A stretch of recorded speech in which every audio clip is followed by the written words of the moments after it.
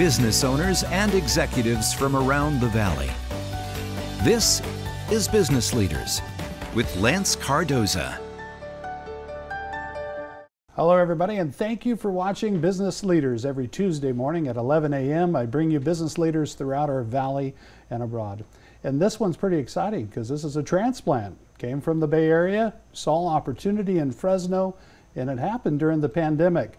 Jeff Ponte with Exhibit Supply, CEO of Exhibit Supply. Thank you for being on the program. Thank you for having me. I appreciate it. You're no stranger to KMPH Fox 26, aren't you? No. I watch it a lot. You watch it a lot. You watch it a lot, and I know that you are a big fan of the Bulldogs, yes, Fresno State, for sure, and doing a lot with Fresno State, a lot with Fresno Street Eats. Yeah. And your company, Exhibit Supply. Tell us what Exhibit Supply is. We do custom canopies, flags, table covers, trade show displays, and that's mostly it. We do a lot of stuff around it, like for Fresno State, we did the barricade covers, and we did, the cocktail table covers for the End Zone Club, and we did we could do some specialty stuff, but for the most part, we stick to the canopies, flags, table covers, and then trade show displays for indoor events and stuff like that. So Exhibit Supply, before the program we were talking about, or as the program started, came from the Bay Area and came here during the pandemic too. It was an opportunity to relocate your business here to Fresno, right? Yes, we were in Oakland, and we did really good there. That was kind of where we started. We branched off from my other company that was based in Hayward, and so we opened our new location. We incorporated. It was a spin-off type of company, so we were just gearing up, getting inventory ready. March 2020 was the big. We were going to have the grand opening, and we had a whole bunch of trade shows and a busy schedule ready for 2020. It was going to be great. And then sometimes I just don't have control over what's going to happen. Yeah, and all of us. Yeah. And still today, a business sometimes a little uncertain. But so you found yourself, like many business leaders, entrepreneurs, these great ideas and great marketing behind it, and everything's going to work perfect. And then you got a curveball, and a lot of us got a massive curveball. Yeah. And you did in the Bay Area, in Oakland, which I'm sure cost to do business was very expensive. For sure. And you were looking for alternatives, so you found Fresno. Yeah, good thing. I play baseball, so I can hit a curve. Oh, there you go. And so I just had to adapt. We always, our long-term plan was to always have a distribution center in Fresno, with our headquarters probably staying in Oakland and having retail locations all over. Yeah. And the opportunity just came to be able to move to Fresno now, get lean, cut our overhead, and just kind of restart in Fresno when things got better. I didn't really know when. I honestly thought it would be 6 months, 8 months, for sure. This wasn't going to be this long. Yeah. And, it was a good opportunity. I seized the opportunity, got out here, and it's been great ever since. I definitely can't complain. So those products that you have with Exhibit Supply, any company out there that's looking to market their business or to be able to brand and do branding opportunities, from pop-ups to table coverings, what are all the different things that Exhibit Supply offers? Well, yeah, for right now, the outdoor events, canopies, during the pandemic, everybody had to get canopies. And you choose between something, a lot of like the restaurants, they had to do the more permanent structures. That's kind of out of our realm. We don't, everything we do is something that you can set up on your own, 1 to 2 people, from our trade show displays to the canopies. We don't have the stuff you have to build. You have to pay someone to come build, especially at trade show convention centers. Yeah. That can get expensive. And so all of our stuff is the expandable pop-up displays. So like our custom canopies get used a lot in the outdoor events. And then there's been a lot of pop-ups, a lot of new businesses starting during the pandemic. There was an opportunity for, you have these pop-up shops all the time in parking lots of malls or parking lots of businesses that have closed down. So there's a lot of new companies that are starting, and their first, they start out of a pop-up, and your option is go to Walmart and get the $99 canopy, which is where everybody starts. Yep. You break 1 or 2 of those, and you realize I could probably spend on something a little nicer, and then you get your logo and your branding, and we can help you with all of that, and we get a good uniform look, and you can slowly add on. We have a new food booth coming out this month that is full screen all around with doors in the back, windows, and it's all printed on the screen, which nobody really does. Does the screen so where you can see out, but there's still Yeah, and you can see branding on in the still, outside? Yeah. but you can see out more than in. Yeah. And the outside has printing on it, so we can actually print on the screen. So I think like Fresno Street Eats and a lot of those street Yes. vendors that are out there would love that. And I For think sure. also too, with the health department, there's requirements for that, making sure it's screened in. So if you have a pop-up that has that ability already, that's great. Yeah, during the pandemic, the health inspectors that haven't been coming out as much, and people have been getting away with a lot more than they could in the past, which is kind of okay. It's, you know, it's tough to just start, so it's good, but they're going to be cracking down once things open back up and they get to do their job better. And all of our canopies come with fire certificates sewn in, which is the first thing that the inspector is going to look for. Because if you serve food, you have to have a fire certificate sewn in. And a lot of the ones you buy from a store are not certified to protect for that? The cheap ones actually are. Because what the problem is usually in the ink. So the ones that aren't custom, just the plain white that you buy at the store, because they don't have ink in them, they're actually easier to get fire rated because the inks are what's more flammable. Got it. And so it's a lot of the custom ones. If you get the big name, more expensive brands, they all have fire certificates sewn in. Most of if you buy something cheaper or, you know, the not as big name brand, they usually don't. And that's where we wanted to make sure and separate ourselves and be with the bigger brands and make sure that we are on the same par as they are with the same standards, same, you know, requirements to. So you're protecting your clients that are making this investment and getting something that has the branding and everything they need. You're also making sure safety comes along with that, quality comes along with that. Exactly. Like you said, the third time they set it up, it's not the legs are falling off of it. Yes. You know, so you have quality. And your stuff is beautiful. You got a beautiful quality that you offer to your clients as well. We're going to take a short break just in a moment, and everybody here watching on Business Leaders, Jeff DePonte, CEO of Exhibit Supply. I want to talk about where you grew up, and you probably didn't see yourself in this business as a young Jeff, and where that all occurred, and where you went to school, and where was that that drive, that entrepreneurial drive, and maybe it was a person that influenced you, or there was someone along the way that helped you make that decision that I'm going to go into business for myself. And I'm going to do that. So when we come back from the break, we want to talk about that, but we also want to remind you, if you want to see any of our past episodes of Business Leaders, go to businessleaders.tv and be a part of every Tuesday morning right here at 11 a.m. on KMPH Fox 26. Don't go away. More to come with Jeff DePonte with Exhibit Supply. Business Leaders with Lance Cardoza. Welcome back to Business Leaders here on KMPH Fox 26. Sitting here with Jeff DePonte with Exhibit Supply. And we were talking about DePonte. It's Portuguese. Cardoza, Portuguese. And we have a hard time when we talk. We like to use our hands. I've got them pinned down right got now. them pinned down. That's why I'm holding on for life right here. Yeah, but that's how we talk. But it's exciting to hear about someone that has taken an idea and put it to work as an entrepreneur. And a lot of times those entrepreneurs, maybe that wasn't what they had set out to do when they were young and said, I'm going to do this, and found out that maybe that wasn't what you were looking for. And then someone along the way, sometimes the influence or the opportunity, just the door cracked open and you kicked it in and ran with it. What was your story? How did you get to that point? Did you always want to be in this business? Definitely not. I never really had much of a direction. Like if I wanted to play baseball, I wanted to play sports. That's all I really knew as a kid. I wanted to be an athlete, and What position did you play? Shortstop. Shortstop. And so they put me all over though, but shortstop was my best position. Cool. And I was small. Like I'm still not very tall, and I had a growth spurt after high school. Like I was really little. Yeah. And so sports, it just didn't favor me too much. It didn't work. Yeah. And so I never really knew what I wanted to do. I knew I wanted more than what was around me. And I wasn't. Nobody around me owned their own business. I didn't know anybody who did that. I didn't even know people who went to college. Like when I got out of high school, I went to college because that's what my grandma wanted me to do. Mm-hmm. And so I went to college, went for like 3 semesters, did okay.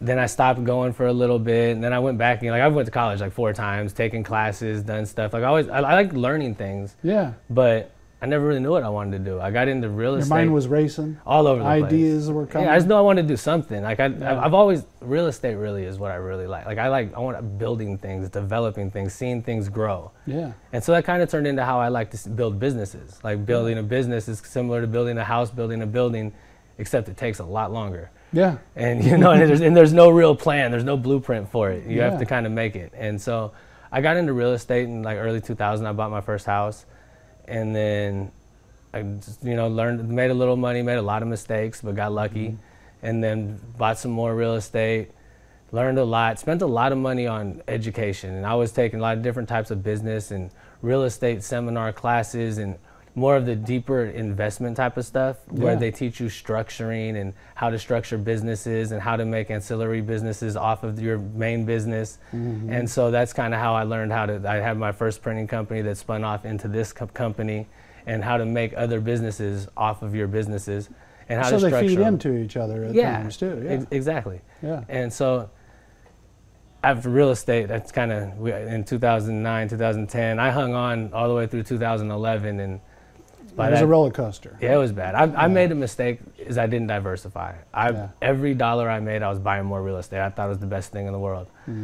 And so when things went bad, it went bad for me. Yeah. And I kind of, at that point, You're one of many people where it went bad for you. We were all caught in another uncertain situation in our history of business, and not only in 2020, but during that time frame, it was real rocky and scary, and it took a while to pull out of that. So yeah, I understand. Yeah, for sure. It was tough, and that's when I learned that I needed to diversify. I needed something more. I couldn't just have one thing. All the eggs in one basket doesn't work, and I wanted to do something new. I didn't know what I wanted to do. The next thing I did was, my cousin does music, and I ended up getting a record label. Oh, no way. And so I had a recording studio, a record label, and I do promotions, marketing. That's what I like doing, like I said. And that's why I really like marketing and branding things and promoting things. And so it was cool. I was like, okay, I'm going to promote you. We'll start the stuff. We'll get the studio. And it was fun. We did really good. We had body wrap vehicles traveling around the country doing promotions. And that's how I started the printing company, was because everything we do, everybody asks, where'd you get that? Those are really nice. Where'd you get the posters done? Where'd you get the flyers done? And so I started putting ads on the back of my flyers, and we started selling flyers and selling posters, and all of a sudden became the revenue stream that because you didn't even know what you I were learned creating. when I was doing real estate. You got to make a business off of the business, and so that's what I did. Is I started making secondary businesses, and the printing company, I really liked it. I liked I actually like to do this stuff. Like, we really go out to events. That's how I got into the trade shows and the event marketing, is because we were really doing it. And I was really out there. I really set up canopies all the time. Like, this is something I really do. I don't just sell a product that I don't know anything about. I sell a product that I use. People see me use it. People ask where I got it because it looks good. And I provide the services. And and you know what a customer needs. I think that's the other part too. If you're using that market, and there's so many people that sell a widget or whatever it is, and they're not a customer of the product themselves, you question it and you wonder about it. And with you built business on it, and you were continue to offer that to other people. Other people were saying, hey, where'd you get that? And you did it yourself.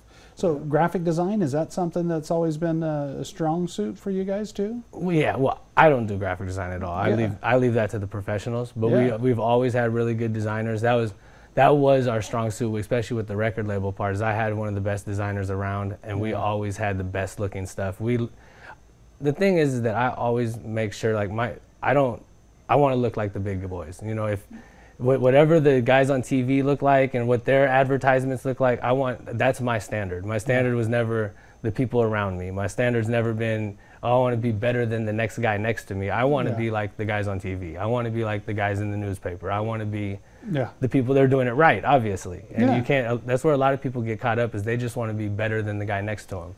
And sometimes the guy next to you is not even up to the standard you should be exactly. at. So you end up only making yourself just as good or a little bit better than that guy. But still not good enough. Not good enough. A lot of that fire in your belly coming from that as a business owner came from somewhere. When we talk about that, you mentioned your grandma. I know she had some influence on you. When we come back right here with Business Leaders, more with Jeff DuPonte with Exhibit Supply. We'll be right back right here on KMPH, Fox 26. Don't go away. Business owners and executives from around the Valley. This is Business Leaders with Lance Cardoza. Welcome back to Business Leaders. If you'd like to catch any past episodes of Business Leaders, make sure you go to businessleaders.tv.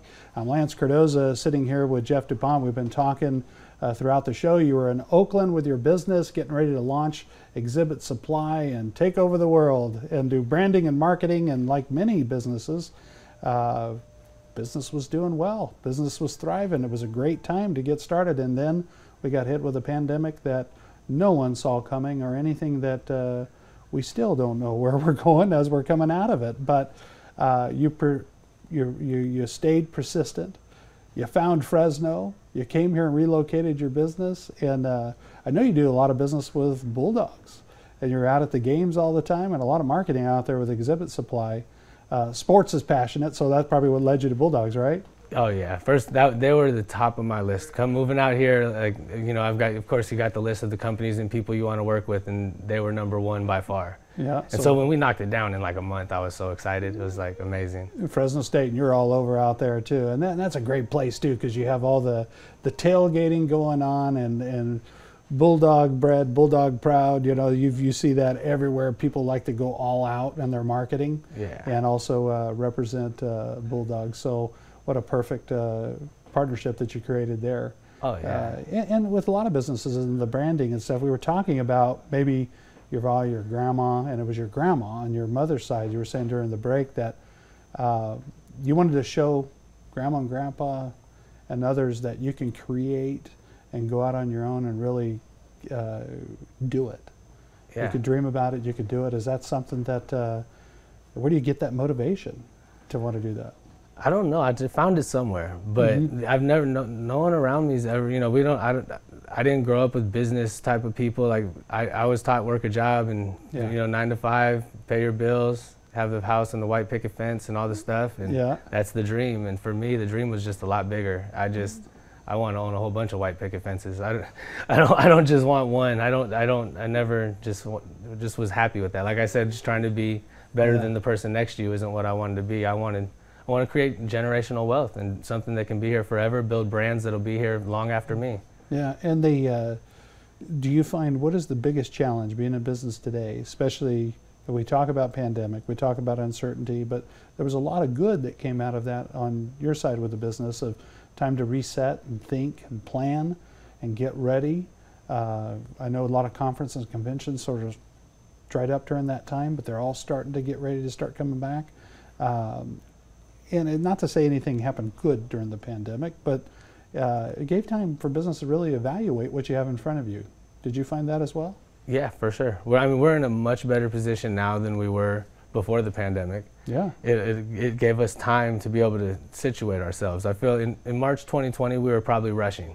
Yeah. And there were things we probably weren't ready for that we were trying to do. And I'm confident we would have found a way to do it, because that's what I do. Yeah. But we kind of reset, and now it's like, it's March 2022 is March 2020 all over again. But I'm just way more prepared, and I'm in Fresno now, and we're situated here, and we're positioned a lot better. Our location is better.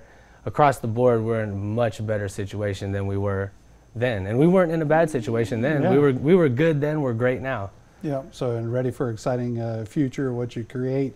Where'd you grow up? Where'd you go to school? Grew up in Hayward, went to Mount Eden High School. Okay. And went to Cal State Hayward for a little bit, and did some Chabot College, and touched around at all different kind of colleges around there in the Bay Area. Oh yeah. But never, because I didn't know what I wanted to do. You get to the point where I have all my GE done. Yeah. Just not, you know, I did real estate courses, so I have like the whole real estate stuff. But yeah. I never knew what I wanted to do. And the stuff that I do, it's like, you know, some classes help, but that degree doesn't really. It's good, don't get me wrong. Yeah. Education is always good. Knowledge is always good. Yeah. But sometimes it's just not as useful as for other things, and I don't feel that, you know, it's in day-to-day life for me, it's not. Yeah. I don't use a lot of stuff that I learned in school. You want to create and innovate and just be bigger and better every day at what you do. I can tell, and a lot of really good entrepreneurs are that way, and they want to they're the first person to pick themselves up off the ground or pull themselves out of the corner and come out fighting and conquer what's impossible. And the last thing that we ever want to hear as an entrepreneur, and I'm probably speaking for many, is you can't do that. It's I not love possible. when they say that. Don't you love that? Oh yeah, see, I saw the fire. You can't do that. And then you say, oh really? You know, it's because everything's possible if you put your mind to it and you really want it that bad. And it's hard to find people like that have that same like-minded mindset in business too, because a lot of people aren't built that way. That's the hardest part about being a business owner and trying to delegate jobs to people and find people to, you know, because as you grow, you have to let go of stuff, and it's hard because you know that next person just doesn't have that fire. But you know, it's you know, it's you've got to learn, you've got to trust, and sometimes you have to teach, and eventually you've got to find those right people because you can't do it on your own. I know that. I had a person that came on the show that she said, I would have never guessed that I was doing this. I wanted to be a school teacher, or I wanted to be a police officer. And my dad handed me this company and I took it to the next level, and she goes, and I am a school teacher and a police officer for the business. Because you have to trace back where that started, what happened, how can we fix it. So the law enforcement piece there, and we have to educate how not to do that again. So she became a teacher. Exactly. Jeff Ponte, thank you for being on my program. Exhibit Supply, you'll see them all over out at Fresno State. You'll see them at Fresno Street Eats. You'll see them all over the valley. And thank you for being on the program. Thank you. I appreciate it. Thank you. And everybody, if you want to join business leaders and you like to be on the program, make sure you email us at the email below. And you can come on the show and tell your story with entrepreneurs throughout the valley and abroad. Thank you so much for being a part of Business Street. We will see you next week, Tuesday mornings at 11 a.m.